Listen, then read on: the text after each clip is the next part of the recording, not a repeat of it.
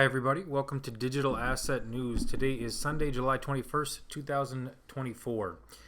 I decided I am going to change the name of the channel back to Digital Asset News. It's just going to take a little bit. YouTube won't let me do it for another week, I think. Okay, first piece of information I want to look at today comes from Daniel Got Hits. I thought this was a really interesting take. I thought he was spot on kind of retail's perception of crypto and what might happen this cycle. So I thought this was an interesting read. This post is 2024, 2025, the quiet cycle. Everyone thinks we're going to get some huge mainstream bull run with influencers, TikTokers, and celebrities buying the best meme coins and all that. LOL, that's not going to happen. I might even start calling this one the quiet cycle. Your friends don't want to hear about crypto anymore. Neither does your family. Neither does your coworker. Neither does pretty much any normie.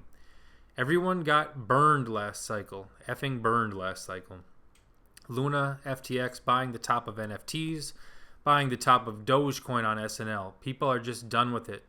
And there's basically zero retail appetite anymore. If you notice who the tiny sliver of retail is right now, it's Zoomers on Solana meme coins. Why? Because they're too young to have been burned in the last cycle. They aren't jaded yet because this is their very first interaction with crypto. So yeah, retail chart is rock bottom and will stay that way, in my opinion, even if Bitcoin goes above 100K. This will be the first cycle that skips retail completely. He's referencing a quote tweet here down at the bottom that says, retail Bitcoin demand plunges to 3-year low. Let me see if there's any other this I want to read here. So basically his thesis, I'm going to read most of the rest of this. Normies are down so bad right now, most people overpaid for a house in 2021, 2022, and it's already stressing them out. Mass layoffs, 2 days worth of food at the supermarket is $100. Nobody wants to hear about your dumb crypto. And they'll actually probably even get mad at you for bringing it up. What will happen, though, is a consistent institutional flood of money via the ETFs. These buyers are so far ahead of any dumb celebrity or influencer. They control tsunamis of money and capital. And they haven't had a new asset class to buy in decades. This is literally a new asset class. And they want to own as much of it as possible. Billionaires are literally buying while nobody else wants to even hear about it. The quiet cycle will be this strange thing where it will seem deafeningly big to crypto Twitter and TradFi participants, but everyone else will barely be aware it's happening. Mostly because they'll purposefully drown it out of their minds and change the subject instantly. If Bitcoin hits 250K and nobody hears about it, did it really happen? So I think this is just spot on as far as your typical retail. Now, if I think about talking to somebody my age or younger about crypto today, it is all the connotations are negative. I mean, every connotation people have with cryptocurrency is about a rug pull or FTX collapsing or people losing money, people getting excited buying the top of NFTs was mentioned. It is the case that unless you are really down the rabbit hole of crypto and you see the positive aspects of crypto, the general public, I just don't seize it. So I think this was a really interesting take that I hadn't really thought about. I wouldn't have said right now, I wouldn't have guessed that Bitcoin demand is at a 3-year low. I don't know exactly how they're measuring that. But everything he says in this post is spot on. So even if crypto is rising, I don't think people are going to want to talk about it. I think people are going to be very reticent to want to kind of buy in. That doesn't mean that crypto, again, I think there's a ton of tailwinds right now. There's so many tailwinds to crypto. I really expect the end of this summer for the market to finish really strongly. But it is going to be kind of ironic that, your average retail person is probably going to miss out. And it's kind of sad because it is like the biggest, the TradFi basically, their goal would have been to come in, wash everybody out, buy up low, and then have a product to sell and now sell it to people. And that is kind of what they're getting. and with the ETF inflows on Bitcoin being so good, and then the ETF flows we'll see on Ethereum, but the Ethereum ETF starting next Tuesday, it does kind of seem like TradFi is going to get what they wanted. And if you stuck it out, if you're here, if you're kind of an old timer, I think people are going to watch and celebrate. But it might end up being what this Daniel Got Hit says is the quiet cycle, where nobody really wants to talk about it. If anything, they're not going to want to talk about it because they're going to be bitter that they lost all their money and now the market's up again. So interesting dynamic. We'll see if it plays out like that. All right, next piece of news I want to look at. So there was a lot of talk on Twitter in the last couple of days. There's a project I follow called CoWswap and CoWDAO that got quite a bit of attention over the weekend. So this tweet from Magic DHZ. He says, the AMM and LVR heavyweights are hitting X again with the great debate. I wrote my thoughts to hopefully draw a distinction between AMMs and clubs and why we should evaluate them differently. So this AMM, automatic market maker, and LVR, loss versus rebalancing. So kind of all these people in the MEV world, the maximum extractable value, and so CoWswap markets themselves as a way to avoid MEV and get more bang for your buck when you're trading. And so this weekend, Rune from Maker, the Maker project, which is behind the DAI stablecoin, he asked, can someone Eli 5, that means explain it like I'm 5, how CoWswap works and why some people say it's the optimal way to trade on DEXs and why there's no MEV. So this sparked a lot of conversation around CoWswap. So CoWswap itself is not an AMM. It's a DEX aggregator that adds a layer of matching coincidence of wants and protecting you from MEV. They also just started their own AMM, so their aggregator will aggregate other AMMs, and now it will aggregate their own AMM. So there's a lot of debate. If you really want to go down the rabbit hole on LVR, so they're trying to say to create a new AMM that's more efficient than Uniswap for liquidity providers. LVR stands for loss versus rebalancing. I'm not sure the technical difference between loss versus rebalancing versus impermanent loss, but basically they're trying to make it a more efficient DEX, a more efficient AMM for liquidity providers to get a better deal. So if you have liquidity, if you have two assets and you want to create a pair and you want to deposit liquidity into an AMM and earn a return on that, what is the most efficient way to do that? So the official CoWDAO handle entered the conversation, talking about kind of their perspective on their new AMM. This guy, Alex Neslabin at OX94305, I'm not sure his history, but I know he's a big person in the MEV world. Whenever you see kind of this MEV analysis, he is looked at as an expert in that field. So anyways, a lot of attention, some good attention within crypto Twitter on CoWswap and CoWDAO. It is a project that I really am interested in.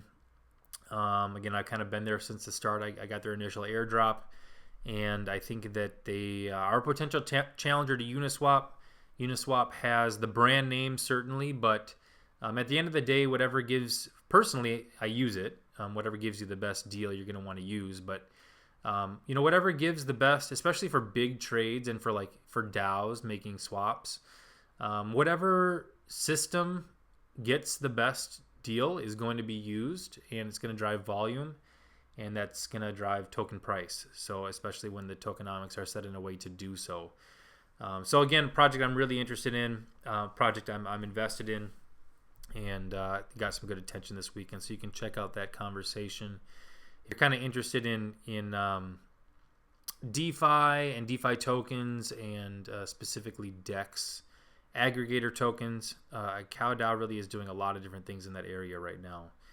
Real MEV is a real problem, and they are the name that is doing the most to protect users from MEV right now. A couple more pieces quick. So again, Maker, just wanted to draw attention to this. Maker is most likely going to do a 24,000 to 1 split. I'm not sure exactly when it's supposed to happen. So Rune posted doing a 1 to 24,000 token split of Maker is probably the simplest but potentially most impactful change of Maker endgame launch. From elitist genius quant coin to the people's DeFi. So again, this just speaks to unit cost bias, right? If your token is right now it's like a $2,800 for one Maker token, and so it goes from the perception being what he calls an elitist genius quant coin, right? To if all of a sudden if your token is, so if they did a 24,000, it's almost you'd have like I can't, I'm gonna do the math wrong if I do it right now, but you'd have 20 whatever you have times 24,000 tokens. So the unit per token will be very low after that. It won't be down in the the kind of the Shiba coin territory, but it'll be like under a cent. Or gosh, I wish I would have done that math before I started the video. It'll be under $1. It'll be under $1 a token when they do that split. So the perception can change a lot when you talk about, especially when you talk about retail demand. Perception, unit cost bias can change perception pretty easy. So I thought he was spot on with that. It becomes the people's DeFi if it's considered cheap to buy. So again, a lot of attention right now on Maker. Maker is a revenue producing protocol. They got a lot of new things coming. Their end game is pretty complicated. I'm not going to get into that on this video, but just a heads up that there's going to be a token split on the MKR token. All right, so as I'm making this literally just came out. It looks like within the last hour here or two, Joe Biden is withdrawing from the race. It looks like he hasn't endorsed a replacement, but I think markets are a little down right now. Let me check real quick. Yeah, markets are doing all right. So that will affect, I think, in my opinion, it's beyond over for this election. In my opinion, I don't think that you can always when Donald Trump was first elected, that was a shock. It's a shock to me. It was a shock to a lot of people, and to me, it does seem to be kind of over. It seems like sentiment has totally swayed towards Trump, but you never know. It depends on your own little echo chamber and your own context, what you think is a given. So it does, I don't know that Biden dropping out does a dang thing. I mean, I don't think that putting in a replacement has much of a better chance against Trump.